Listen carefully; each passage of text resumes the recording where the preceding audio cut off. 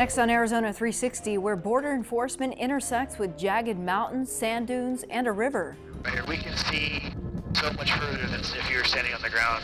And a pipeline credited with restoring parts of the Santa Cruz could also lead to its undoing. Maybe most importantly, it could risk rolling back the 10 years of progress we've made. And hearing from Governor Ducey, the incumbent on his run for a second term. Well, our economy is booming, and it's booming throughout the entire state.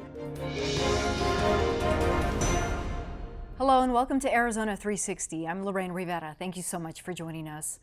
Once considered ground zero for drug and human smuggling, areas of the Arizona border are much more secure than previous years. One of those regions is the Yuma sector, which borders California. We recently toured the region by boat with Border Patrol agents and by air with a Customs Air and Marine pilot. On this July morning, Arizona Public Media is on a flight with Dan, an air interdiction pilot with Customs Air and Marine. He asked that we only use his first name. Direction we're headed now will be fun. We're getting a bird's eye view of the Yuma sector, one of the nation's hotspots for drug and human smuggling. Today it serves as one of the premier examples of infrastructure and manpower, 126 linear miles with Mexico, and 7 counties that span Arizona, California, and all of Nevada. A vast open desert, mountain ranges, sand dunes, and the Colorado River. From the air, pilots like Dan support agents on the ground. And the good thing about us, like our support to the Border Patrol, even though we might not even see them, just our presence there is a force multiplier for them. Because most of the time it shuts the group down. They'll hide, and they don't want we can see them running. So if we're gonna go out there and fly around, we'll see people running. They don't want to do that. They're gonna hide under bushes. So that gives the Border Patrol time to catch up. One of the most unique spots of the U.S.-Mexico border, the Imperial Sand Dunes. Agents call this the floating wall. There's a constant maintenance on this fence. The Colorado River serves as the international line and a barrier. They'll cross the gate below us, and then they'll cross the roads, and then they have to get across the next canal, and they'll go hide in the fields. The cities of San Luis, Arizona and San Luis, Mexico are divided by multiple fences, creating multiple obstacles for those trying to cross illegally. It also makes it easier for pilots like Dan to spot when someone is where they shouldn't be. So anybody that's between those two fences shouldn't be there, so that's like it. So they get over the first one and then give you some time to react to this before they get over the second one. You'll be amazed how fast some of these guys can climb the fence. You still have people who actually jump right through? Oh yeah. Like right here? Oh yeah. Yuma sector once led the nation in arrests and seizures. In 2005, agents arrested more than 138,000 people and stopped nearly 3,000 vehicles from driving through remote areas. Then in 2006, the Secure Fence Act added 63 miles of wall and 44 miles of vehicle barriers to this sector. Fast forward to 2017, apprehensions dipped to nearly 13,000 and vehicle incursions dropped to 10. Aside from infrastructure and technology, manpower has also increased. Nearly 14 years ago, about 330 agents patrolled this sector. Today, there are more than 800. The agency says more men and women have supported humanitarian efforts to process a growing number of juvenile immigrants and what the agency refers to as OTMs, other than Mexicans. In the last 2 years, the agency has seen a more than 110% increase in children and families from Central America. The closer to a port you are, the more family units you see. Out in the desert, in the middle of nowhere, you're not going to see as many family units. That's where the drug smugglers go. That's where I would say in general, you'll see more of the criminals trying to get across. In an area that's way more desolate and harder to enforce, harder to work. So their chances are better where it's harder for us to get to. One of those hard-to-reach regions, a series of mountain ranges, some as long as 20 miles and 4 miles wide. Dan says scouts for the drug cartel regularly keep watch from these mountaintops. Yeah, I would say 100% chance they've already called us out. They already know that we're here. Knowing that you're being watched, that's unsettling. That's frustrating. There's no sneaking up. Dan circles one of the highest points. Getting closer, he points out trash, signs that someone camps here. The agency gave us this picture of a solar panel. Dan says scouts charge cell phones and radios while here for days at a time. Scouts often lead large groups like this one. In 2006, Dan spotted about 129 people 15 miles north of the border. Another obstacle Dan faces, flight restrictions imposed by the nearby Marine base and bombing range. Because of the Yuma Marine Corps Air Station that's co-located in the airport, I'm limited to a mile from the border and 200 feet. That's why we're flying as low as we are. So this obviously gets exploited as well. So they know we can't get in there. It's almost like they feel like it's free reign. Once we get there, it's almost like it's amnesty until they get to the 8. Once they get to the 8 again, now we're back in business. But there's just a real big chunk of land there that we can't get into, and it is what it is. There's no change in it. The military needs to practice. They need to do their thing. So we work our best to work around the limitations that we have. East of Yuma, along Interstate 8, lies the busiest immigration checkpoint in the nation. 7,000 to 9,000 vehicles pass through each day.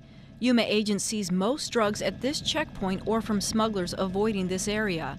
Last fiscal year, agents intercepted 30,000 pounds of marijuana and 261 pounds of cocaine.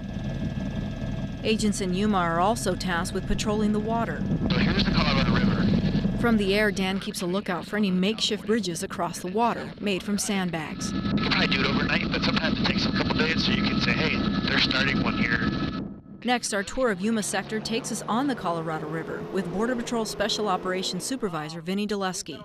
We've had a boat patrol since 2007. Pretty much patrols about 7 miles of river. How valuable is having a boat patrol out here? Valuable for many reasons. One, it's a good deterrent. We've actually got a presence out here. It's able to be seen. Our boats are rapid response, so they can get anywhere real quick. Obviously the heat is an issue, but you still see people who will come and try to traverse this? Oh, absolutely. They know that we're hot too. So, they'll chance it, knowing that, thinking that we might be fatigued or wore out from the heat, and they will chance it. Something you're seeing that's unique here in the Yuma sector is where someone will come up to you and that's it. They've given up. It is something new to us. Instead of the aliens coming over and running and evading us from being apprehended, they'll come across the fence any way they can, and instead of running, they'll find an agent to go turn themselves into. Once they're there, then they'll attempt to seek asylum or claim credible fear. And that's new for you guys? That's definitely new for us. What do you attribute it to? It could be several factors. We can't narrow it down to just one. It could be word of mouth. It could be the word's getting out that hey, we're coming over and we're being held for a little amount of time, but then we're given a court date. No one really knows. Right. I know resources are always an issue. Has that challenged what Yuma sector is able to do as far as housing these individuals, these family units? Well, as far as housing, that's not in our area. That's more of an ICE issue. We hold them temporarily and usually no more than 72 hours. 10, 12, 15 years ago, this was the hot spot, no pun intended, for crossing. Right. I mean, it was daily, it was hundreds, and it was thousands of pounds of drugs. Absolutely. This place has really been put on lockdown. How did that happen? The main thing for us was increasing manpower and increasing infrastructure. Before we were dealing with barbed wire fences that they were just running over, to now we've actually have real fences built up. In some areas, we've got 3 fences built up. And what that has done is it hasn't stopped them from trying to enter, but it has slowed them down to the point where our agents can actually respond, react, and make the apprehension. The smugglers, the criminal organizations that see this now as, well, it's too much of an obstacle now. We're going to move somewhere else. Back on our flight with Dan, I ask him if more fencing and manpower makes him feel safer on the job. No. Really? I wouldn't say it's any safer. It doesn't, like I said, it doesn't stop them from coming across. This deters, it's a deterrent, and it slows them down, maybe. It's not practical to blow up through a mountain to continue the fence. As far as safety and security, I think that it just makes it more difficult for them, but it doesn't necessarily prevent anything from happening. Whether or not you get anything or not, it's like you don't get paid for finding people. You don't get paid for apprehensions or seizures. It's coming in and being the support that you need to do for the agents on the ground.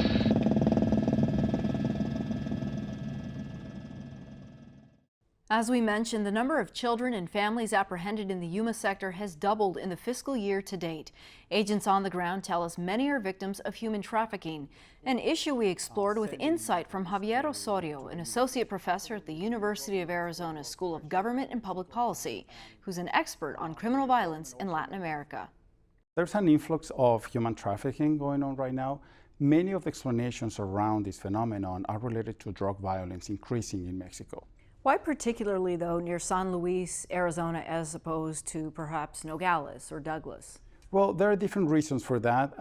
Probably the more secured areas, given the current policies of the government that try to increase security in the border, make it more difficult to access those areas. So human traffickers try to find different routes, probably more difficult to coming in, but also less surveillance going on in those areas. So probably that is one of the reasons why we see a particular increase in this area going on right now. People are paying top dollar to be smuggled from Central America to the United States. Yes, absolutely. I mean, this is a very old activity. It's an illegal activity, very underground, so it's hard to monitor, but it's definitely an organized crime activity that moves people along the border. So it's human trafficking, definitely. What has the cost risen to? We've heard different numbers throughout the years, but is there a figure right now that we know of? Well, this is an illegal activity. It's underground. It's very hard to measure the economic determinants or prices of this sector because it's covered underground. But we have heard from isolated reports or mentions in the newspapers that the prices have been going up. The prices depend pretty much on the difficulty of crossing and who sponsors the trip. And the numbers are weird or kind of elusive. I will not trust them very much, but they range from $3,000 all the way up to $20,000. The International Labor Organization a couple of years ago estimated that the human trafficking in Mexico is about 150 million, which is a lot of money, but how reliable are those numbers? That is something questionable. Are these people who are paying the $3,000 to $20,000 also being told to request asylum or surrender, or are they hoping their money gets them into the heart of the United States? I think the security at the border is so hard that it's the easiest or the most reliable strategy. I mean, those who can prove that are more likely to have a case on a court, on a U.S. court, to say, okay, I'm seeking asylum, these are the proofs that I have to show that I'm being harassed or persecuted or just threatened by criminal organizations. So it's a safe strategy. Many of these immigrants who come from Central America are traversing the approximately 2,000 miles through Mexico. Is there enough pressure being put on Central American governments and Mexico to say, what are you doing to help stop this traffic before it reaches the United States? Yes, absolutely. The U.S. government has put a lot of pressure on Mexico, and the U.S. government also made an official trip, in, I believe, in a few months ago. I don't remember exactly, to Central America to actually put a lot of pressure on these countries to work more on preventing the expulsion. Sending migrants to the U.S. And this works like a rainbow, like a shield, a sequence of shields. So the U.S. government is trying to put pressure on U.S. government, sorry, on Mexican government, Central American governments to do more, to be more proactive. That unfortunately opens the door to law enforcement abuse, sometimes human rights violations from government authorities in these countries against people crossing their territories. In 2014, we saw the influx of unaccompanied minors. This time, here we are, 2018, we are seeing the family units. It seems that these spans last for maybe 6 to 8 months. Is this one winding down, or will it get worse as time continues? Probably it will get worse. The situation in Central America is deteriorating. I mean, this is pretty much the area in the world with the highest homicide rates without being in a civil war conflict, which is pretty much primarily driven by gangs and conflict related to gangs. And the same is going on in Mexico. So the main factors are poverty, lack of opportunities, and violence that do not allow people to stay in their communities and live a profitable life. So they look for opportunities, primarily economic opportunities in other places. And since those factors are increasingly harder in these countries, it's likely to see a continuous increase in the flows of human trafficking to the U.S. Okay, Dr. Osorio, thank you. Thank you very much.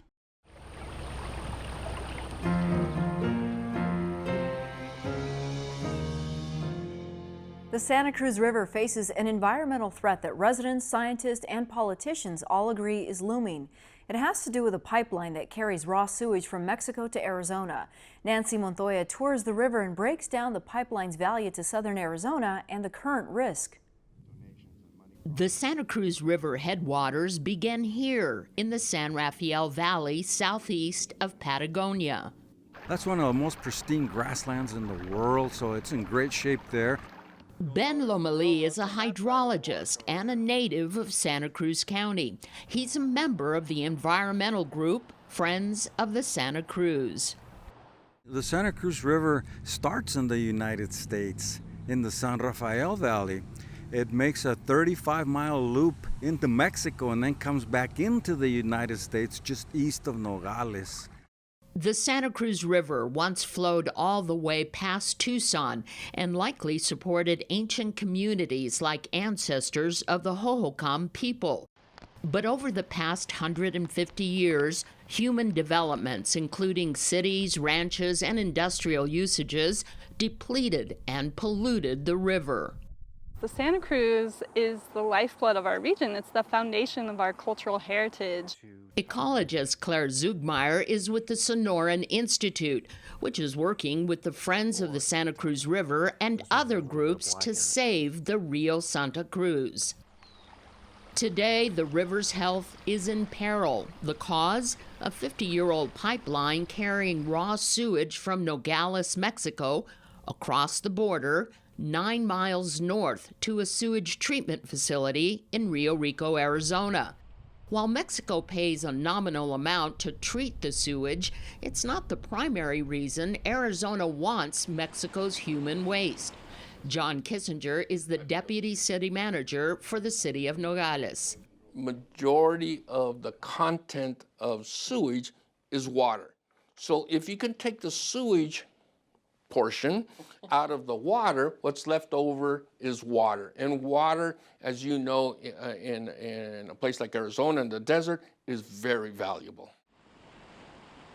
The treated water is released back into the Santa Cruz River in Arizona, and the river continues north.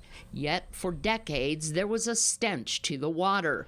But an upgrade to the treatment plant in Rio Rico 10 years ago has brought the river back. It now flows into southern Pima County.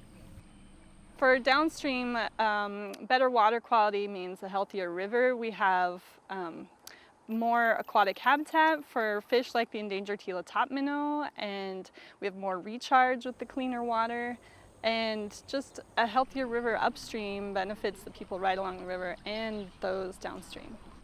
Now you could almost call it a game of environmental dominoes. Without the stream, there would be no trees, no cottonwoods. Without the cottonwoods, there would be fewer birds. Without the birds, no bird watchers. And without those bird watchers, southern Arizona could take a major economic hit. The Audubon Society reports Arizona has a greater variety of birds than any U.S. state without an ocean coastline. And some of the most rare birds are found in southern Arizona along the now vibrant Santa Cruz River. In 2016, Arizona Fish and Game reported $1.4 billion per year for the state, attributed to bird watchers from around the world. $300 million per year in Pima County, $24 million per year in Cochise County, and $21 million per year in Santa Cruz County. But today, the same pipeline that provides the treated water that has resurrected portions of the Santa Cruz River now threatens it. That pipeline is called the IOI, the International Outfall Interceptor. It's now 25 years past its life expectancy, and last year there was a major breach at Manhole 89, spewing millions of gallons of raw sewage into the Nogales Wash. That wash is a major tributary to the Santa Cruz River. E. coli and heavy metals were found in the river, all the way north to near the Santa Vir Mission. Obviously, contamination poses a big threat to public health, a threat to our regional economy, and maybe most importantly, it could risk rolling back the 10 years of progress we've made in restoring the environmental health of the stretch of the river near Nogales. There's been studies done with cameras through the pipe, and they know the condition is pretty bad. I'm walking on the concrete encasement of the trunk line of the IOI that connects manhole 86 with manhole 87, and this part is encased in concrete, so it's a little bit better protected than this part over here where the wash is migrated to and the pipeline is exposed. Some of the boulders that were placed up here to protect manhole 86 are now in the wash upstream of the pipeline, and they could be pushed into and crash into that pipeline and cause it to rupture.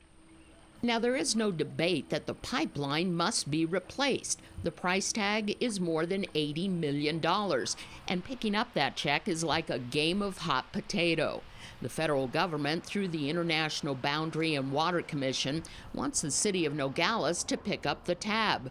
Now, 90% of the sewage is coming from Nogales, Mexico, a city of almost 500,000 people, and only 10% from Nogales, Arizona, with less than 25,000 residents. So how can we ask our ratepayers to subsidize and to pay for the treatment of their sewage? Why don't you ask Mexico? Because we can't. We cannot enter into agreements with the country of Mexico. That responsibility and authority is only vested in the federal government. The director of Arizona's Department of Environmental Quality, Misael Cabrera, agrees and says Arizona is now suing the federal government over replacing the pipeline. The primary sticking block where we're in right now is that the federal government's typical model is to build and install infrastructure, but not to operate it. And that cost would be more than $1 million per year. While the city of Nogales owns the land where the treatment facility is, the deputy city manager says paying $1 million more per year would bankrupt the city. What is feasible, say city officials, is to get all those entities downstream of the treatment center who benefit the most from the international pipeline to share the cost. City of Nogales, Arizona elected officials say much wealthier communities downstream are benefiting the most from the now clean Santa Cruz River, but they should not be able to do it on the backs of people who, according to the latest Census Bureau report, live in the third poorest city in the state. The Arizona Department of Environmental Quality is negotiating with the federal government to replace the pipeline. ADEQ is also brokering a deal between the city of Nogales and communities downstream to share the cost of maintaining and operating the Rio Rico treatment facility.